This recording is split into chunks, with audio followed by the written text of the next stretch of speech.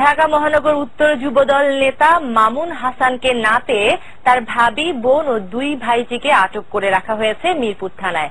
বৃহস্পতিবার গভীর রাতে মামুন হাসান ও তার ভাইয়ের বাসায় তল্লাশির নামে ভাঙচুর করা হয়েছে বলে অভিযোগ করেছেন বাসার লোকজন। মামুন এখনো পলাতক। বৃহস্পতিবার রাত 1টার দিকে ঢাকা মহানগর উত্তর যুবদল সভাপতি মামুন হাসানের সন্ধানে মধ্য মণিপুরের ভাড়া বাসায় তল্লাশি চালায় যৌথ বাহিনী। ঘরের দরজা ভেঙে ভেতরে প্রবেশ করে তারা।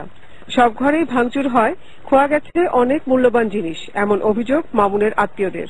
দরজা প্রথম তালা ভাঙলো, ভেঙে বিভিন্ন ভাবে আসবাবপত্র ভাঙচুর করলো, কোনো ছাড়ে নেই। এমনকি বাথরুম, তারপর বিভিন্ন আসবাবপত্র, তারপর আলমারি বিভিন্নভাবে লুটপাট করার চেষ্টা করছে। মানুষটা রাজনীতি করে তাই বলে পরিবারের উপর এইসব, এটা তো কোনো মানে না। ভালো ভাইয়ের ওয়াইফকে টেনে হেসে, কোনো এখানে মেয়ে পুলিশ ছিল না, লোকরাই টেনে হেসে গাড়িতে নিয়ে গেল। রাত 3টার দিকে মামুনের বড় ভাই মাহবুব হাসানের বাসায় মামুনের সন্ধানে যায় যৌথ বাহিনী। মামুনের বৃদ্ধ মাকে পাশের ঘরে আটকে রেখে ঘরে ভাঙচুর চালায় তারা।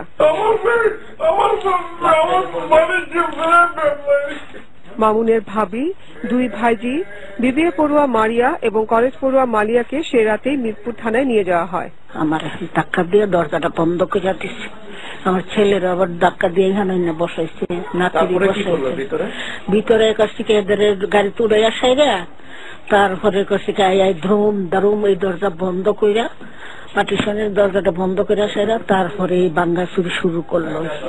আমি রাজনীতি করি না, আমি সবসময় বাইরে ছিলাম, বাইরে কোন দলের আমি নাই। তারপর এরকম করলো কি হিসাবে? সকালে খাবার নিয়ে মিরপুর থানায় গেলে মামুনের বোনকেও আটক করা হয়। তাকেও মারধর করা হয়েছে বলে অভিযোগ পরিবারের। এ বিষয়ে জানতে মিরপুর থানার ভারপ্রাপ্ত কর্মকর্তার সাথে যোগাযোগ করতে গেলে তাকে পাওয়া যায়নি। Nazia Afrin, ATN news, Dhaka.